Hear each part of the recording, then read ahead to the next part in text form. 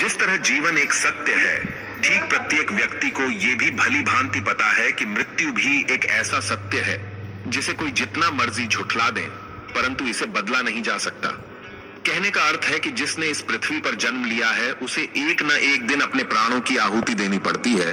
तो मित्रों, इस बारे में हम में से बहुत से लोगों ने कई बार अपने बड़े बुजुर्गों से कहते सुना होगा कि मृत्यु के बाद मनुष्य की आत्मा 13 दिनों तक अपने घर में रहती है। मगर ऐसा क्यों? इस बारे में क्या किसी ने सोचा है? अगर नहीं तो चलिए आज आपको इससे संबंधित जानकारी बताते हैं और जानते हैं कि आखिर क्यों मृतक शरीर की आत्मा 13 दिनों तक अपने घर में भटकती रहती है। साथ ही साथ ये भी बताएंगे कि 13 दिनों तक मरे हुए के नाम का पिंडदान क्यों किया जाता है। तो हेलो दोस्तों, स्वागत है आप सभी का हमारे YouTube चैनल मंजिल को पाना है। तो आज का वीडियो हमारा लास्ट तक जरूर देखना। आपका बहुत बहुत धन्यवाद हमारे वीडियो पर आने के लिए। तो वीडियो शुरू करते हैं।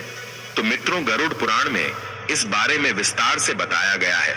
गरुड़ पुराण में बताया गया है कि जब किसी व्यक्ति की मृत्यु होती है तो यमराज के यमदूत उसे अपने साथ यमलोक ले जाते हैं। यहाँ उसके अच्छे और बुरे कर्मों का हिसाब होता है और फिर 24 घंटे के अंदर यमदूत उस प्राणी की आत्मा को वापस घर छोड़ जाते हैं। यमदूत के द्वारा आत्मा को वापस छोड़ जाने के बाद मृतक की आत्मा अपने परिजनों के बीच भटकती रहती है और अपने परिजनों को पुकारती रहती है, लेकिन उसकी आवाज को कोई नहीं सुन पाता। यह देखकर मृत व्यक्ति की आत्मा बेचैन हो जाती है और जोर जोर से चिल्लाने लगती है। इसके बाद आत्मा अपने शरीर के अंदर प्रवेश करने की कोशिश करती है, लेकिन यमदूत के पास बंदिश होने के कारण वह मृत शरीर में प्रवेश नहीं कर पाती। इसके अलावा गरुड़ पुराण की माने तो जब यमदूत आत्मा को उसके परिजनों के पास छोड़ जाती है तो उस समय उस आत्मा में इतना बल नहीं होता कि वो यमलोक की यात्रा तय कर पाए। गरुड़ पुराण के अनुसार किसी भी मनुष्य के मृत्यु के बाद जो 10 दिनों तक मकिया जाता है उससे मृतक आत्मा के विभिन्न अंगों की रचना होती है और जो 11वें और 12वें दिन पिंडदान किया जाता है उससे मृतक आत्मा रूपी शरीर का मांस और त्वचा का निर्माण होता है। और जब 13वें दिन 13वीं की जाती है तो उस दिन मृतक के नाम का पिंडदान किया जाता है। उसी से ही वो यमलोक तक की यात्रा तय करते हैं। अर्थात मृत्यु के बाद मृतक के नाम का जो पिंडदान किया जाता है उसी से ही आत्मा को मृत लोक से यमलोक तक यात्रा करने का बल मिलता है। इसलिए गरुड़ पुराण में बताया गया है जब किसी मनुष्य की मृत्यु हो जाती है तो उसकी आत्मा 13 दिनों तक अपने परिजनों के पास घर में भटकती रहती है और उसके बाद आत्मा मृत लोक से यमलोक की ओर निकल पड़ती है, जिसे पूरा करने के लिए उसे 12 महीने यानी कि 1 साल का वक्त लगता है। इतना ही नहीं, मान्यता के अनुसार 13 दिनों तक मृतक के नाम का किया गया पिंडदान उसके 1 वर्ष के भोजन के समान होता है। तो दोस्तों, पिंडदान नहीं किया जाए तो क्या होगा? तो चलिए जानते हैं। अक्सर लोगों के मन में यह सवाल भी जरूर आता है कि अगर किसी मृत व्यक्ति के नाम का पिंडदान नहीं किया गया तो क्या होता है। तो दोस्तों, आपको बता दें कि इसका भी वर्णन गरुड़ पुराण में किया गया है।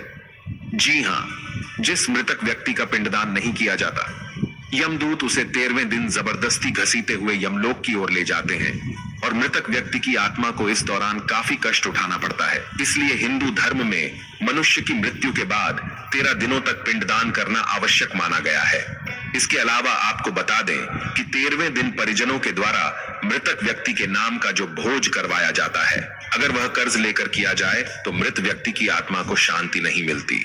इतना ही नहीं, गरुड़ पुराण में यह भी बताया गया कि जो व्यक्ति जीवित रहते हुए अच्छे कर्म करता है, मृत्यु के बाद उसकी आत्मा को यात्रा के दौरान यमदूत कोई कष्ट नहीं देते और जो व्यक्ति बुरे कर्म करते हैं उसकी आत्मा को यमदूत यात्रा के दौरान कई यातनाएं देता है और आत्मा को कई कष्ट भोगने पड़ते हैं। तो दोस्तों, आप समझ गए होंगे कि मरने के बाद क्या होता है। दोस्तों, आज का हमारा वीडियो आपको कैसा लगा? अच्छा लगा हो तो प्लीज हमारी वीडियो को लाइक कर दीजिए और चैनल को सब्सक्राइब कर दीजिए ताकि आप हमारी वीडियो सबसे पहले देख सके। तो मिलते हैं अगले वीडियो में।